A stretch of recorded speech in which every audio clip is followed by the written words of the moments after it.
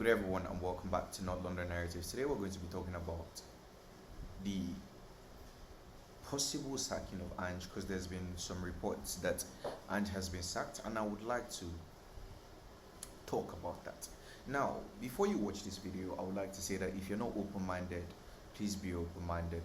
If you're Ange out, if you're Ange in, forget your stance right now and I need you to look at the facts, look at things objectively before you come to a conclusion or you start saying, oh no, you're wrong about this or you're wrong about that.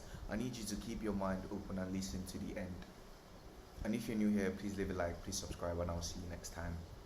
Every time. But anyways, let's get into it. So the first question I have for you guys is, what is Ange ball? Some people might say, oh, I don't know what Ange ball is, I don't understand what he's trying to do. But the whole idea behind Ange ball is to outscore the opponents by committing a lot of players. It's a high risk, potentially high reward situation. And in order for you to play a system like that, I think it is agreeable that you need players who can put the ball at the back of the net. And I don't exactly think Tottenham Hotspur had that. So if you guys think back to last summer, at the end of last season, Ange came out severally talking about how we needed to improve the attack. We need to improve the attack. And he was talking about this countlessly. And if you go back, that's why we're talking about signing players like Eze, Desiree, Doué, Yohan Bakayoko. And these players didn't just come up because we wanted these players. No, it was due to what the manager had said, which is why the links made sense. And we're banging on Eze all summer. Now, we knew at the end of last season that certain players were not good enough for Tottenham Hotspur. I think at the end of last season, and I'm saying at the end of last season, some people might feel different about this, but there was a discussion about the likes of Son. Is he a striker? Is he a winger? We don't necessarily know where he fits in this system. There was discussion about Richarlison leaving to Saudi. There was discussion about Brennan Johnson. There was discussion about Timo Werner and how we didn't want to see him in a Tottenham Hotspur shirt again. We had so much dross. Manu Solomon, we had a lot of dross, to be honest. And like I said, we knew at the end of the season that we needed to improve the attack, and the manager had also come out to say that. Now, what did we go out to do in the summer? I think we signed the likes of Bergvall, we signed Odobe, Yang, Solanke, and Archie Gray. I think the only first team addition out of all of them was Solanke. And the manager had said we need to improve the attack. We could tell that Son wasn't exactly looking the best. We could tell that Brennan Johnson wasn't exactly looking the best, even though he was scoring a lot of goals. He wasn't exactly the best. Now, some people might say, oh yeah, but the manager came out and he said, oh, I wanted Brennan Johnson, that was my top signing. Guys, wait a minute. If we've seen under Antonio Conte that he has said he wanted Bastoni and Vadio, and they're giving him Longley, they're giving him Jet Spence, they're giving him Bissouma, who he didn't want to play.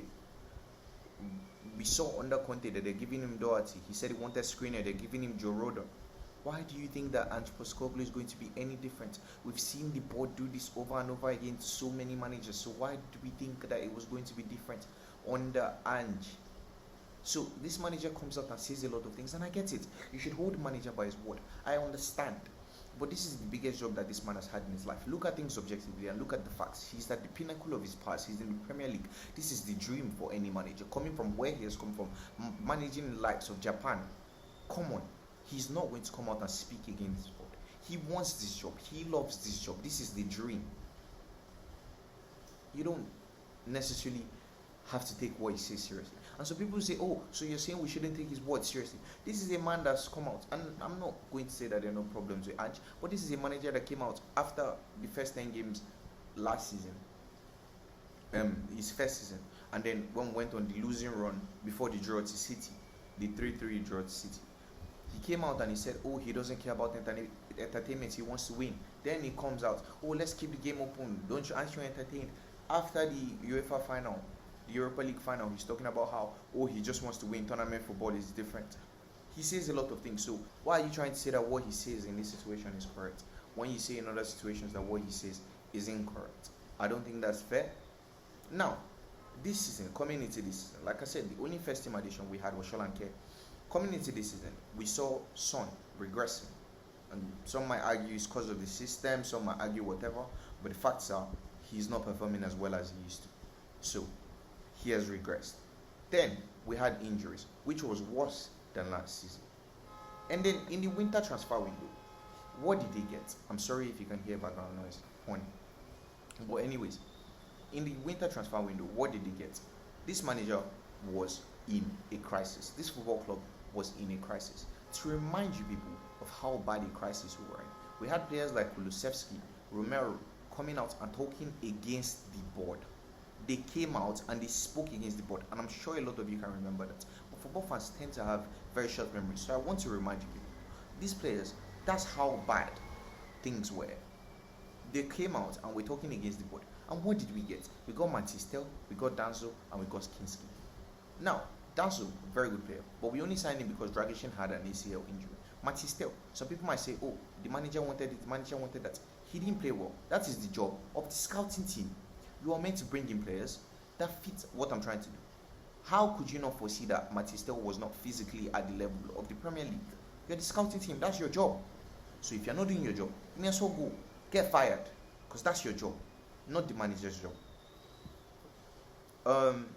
So yeah, considering the league was already done at this point where all the players were coming back, and players don't just come back and are full fitness, though they have to play games and they have to warm up and you have to try not to get them injured and they need to learn to trust their bodies again, especially in the case of the likes of Van der Ven.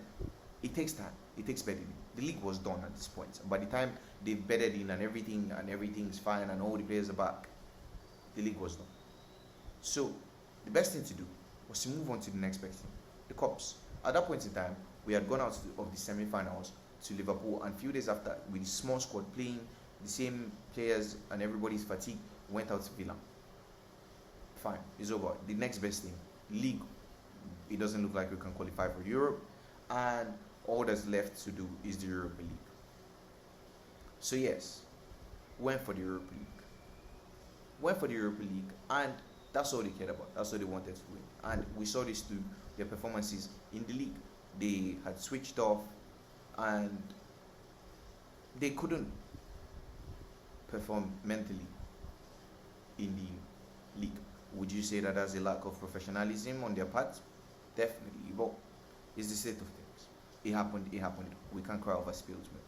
So yes, this is my reason why I feel like these reports are very concerning, because this manager has shown us that he's a winner. With all the things that happened this season, he has still shown us that he managed to win. And if you don't think that a manager like this deserves to start the season, then that's your opinion, and you can let me know why. Do I have my concerns about? You can let me know why in the comment section. Now, do I have my concerns about Ange? Yes, definitely. He's a manager that has shown sometimes in the Premier League that he's unwilling to adapt, and some might say, oh yeah, but he has adapted in the Europa League, which is quite fair. He has adapted in cups. We saw that against City and the likes.